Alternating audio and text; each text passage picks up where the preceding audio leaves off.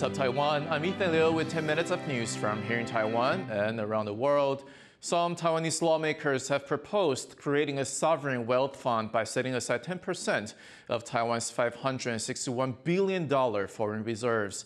While the central bank has voiced its opposition, some believe the move could amplify Taiwan's soft power and influence in the investment arena. Stesh Bala reports. Taiwan's central bank governor faces a grilling in the legislature. The country holds over $500 billion in foreign currency, and lawmakers want to know why that money's not been invested. 从这5000多亿里面，我要跟你拿10%来去成立主权基金，那你这个将来等于是这些的担保是不是就减少了？我们是持开放的立场，但是呢，我们对于稳定我们国内的金融市场呢，中央银行呢，一定有我们的职责。 Central Bank Governor Yang Jinglong says he's not against investing Taiwan's money overseas through a sovereign wealth fund. But what does that mean? A sovereign wealth fund is essentially a special pot of extra money owned by the state. Instead of saving that money or putting it back into the country's economy, it decides to invest it around the world, then spend the returns back home. Taiwan is often compared with South Korea, Singapore, and Hong Kong. Together, they're known as the Asian Tigers. But of those countries, Taiwan is the only one without its own sovereign wealth fund.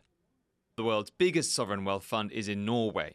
The state there owns one worth nearly $1.4 trillion. The next two biggest are controlled by China, followed by Abu Dhabi with about $850 billion, and Kuwait with $750 billion. The way sovereign wealth funds are being used is not only to increase the return, but also to increase soft power, because you can be the strategic investor of a major company. Taiwan is blocked from the UN and most international agencies by China, which claims Taiwan as part of its territory. But a sovereign wealth fund could help Taiwan strengthen its clout. It's really about whether it wants to expand its geopolitical influence through the basically the government-owned resources. But a fear of angering Beijing might stop companies from accepting Taiwanese money. Some people think Taiwan cannot do this because companies will not want to have a strategic investor from Taiwan for what it means for the mainland. But frankly, I think one could argue Taiwan could at least try. The idea of a Taiwan sovereign wealth fund has been debated for years, and like any major investment, it would certainly come with risks. But for its supporters, a dedicated investment fund for Taiwan could earn the country some extra cash and build vital influence overseas. Klein Wang and Stash Butler for Taiwan Plus.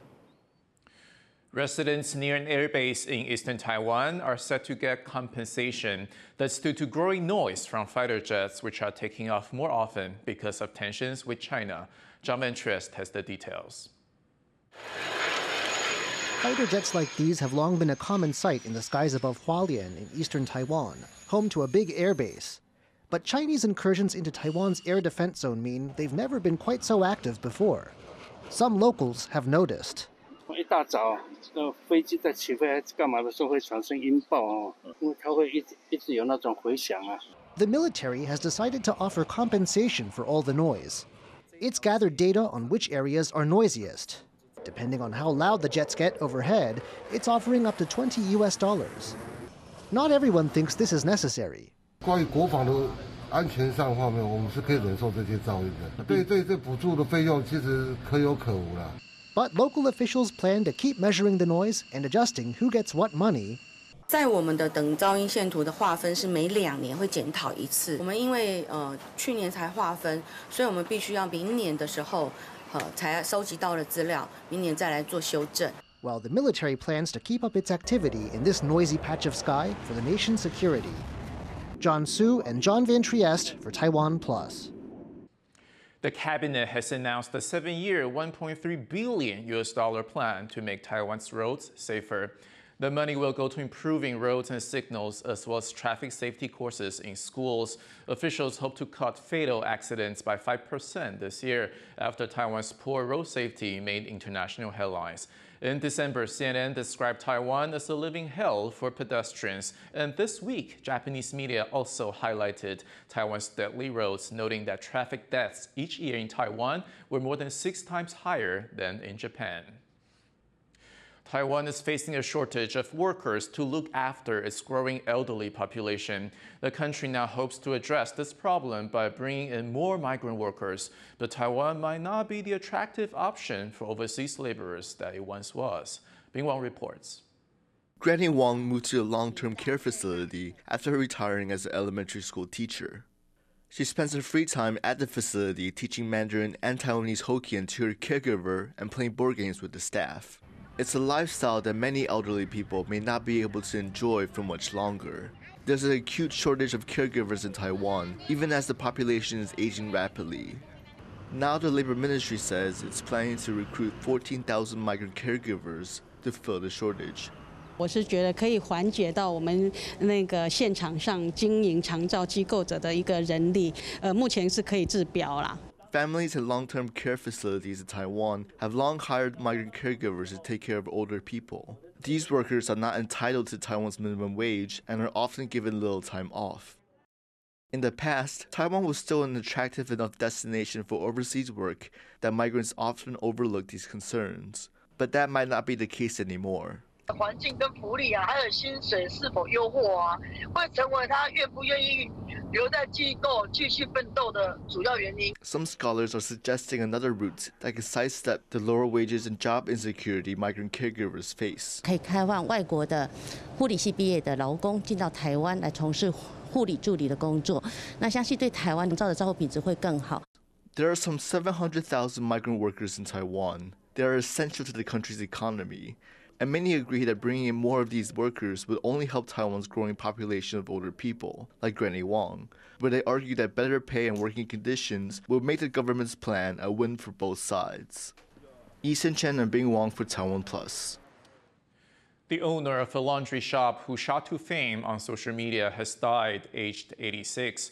Xu Xiu'e and her husband Zhang Wanji ran a laundry in central Taiwan's Taichung City for over 70 years. During that time, they accumulated mountains of unclaimed clothes. Xu and Zhang shot to Instagram fame after their grandson posted stylish pictures of the couple wearing the vintage clothing. Their Instagram account has more than 620,000 followers. Recent rains have resulted in a sweet surprise. A historic drought in southern Taiwan has been hampering mango harvests, but the tropical fruit is beginning to bounce back just in time for summer. Leslie Liao explains. Mango ice. It's a popular dessert in Taiwan, especially during the summer months. The sweet, tangy, refreshing flavors are perfect for cooling off when the weather gets hot. And the treat is made with one of Taiwan's most beloved fruits. But the country's mango harvests are in a tight spot this year. Taiwan is going through a drought which has hampered early production.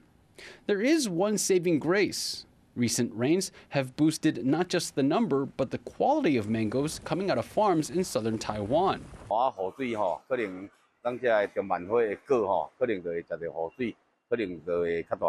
Higher quality mangoes could mean that drought relief is coming. Southern Taiwan's Kaohsiung City is one place that might see its thirst quenched soon. Mayor Chen Qimai has indicated that if the rainy weather persists, the city could ease its restrictions on water usage in June. Though mango ice provides cool comfort, making it through the drought will be even sweeter. Eason Chen and Leslie Liao for Taiwan Plus. Central Taiwan's Salmon Lake has finally seen enough heavy rain to bring its water levels back up. Many have looked to Taiwan's so-called plum rain season for relief amid a historic drought. A recent weather front brought large amounts of rain to tourist hotspot Salmon Lake, which is also a reservoir. Its water levels have now reached 80% of capacity. The lake was only 20% full just last month. Other reservoirs in southern Taiwan have yet to see similar rainfall, but officials are hopeful that will change soon. Thank you for watching What's Up Taiwan. I'm Ethan. Take care, and I'll see you next time.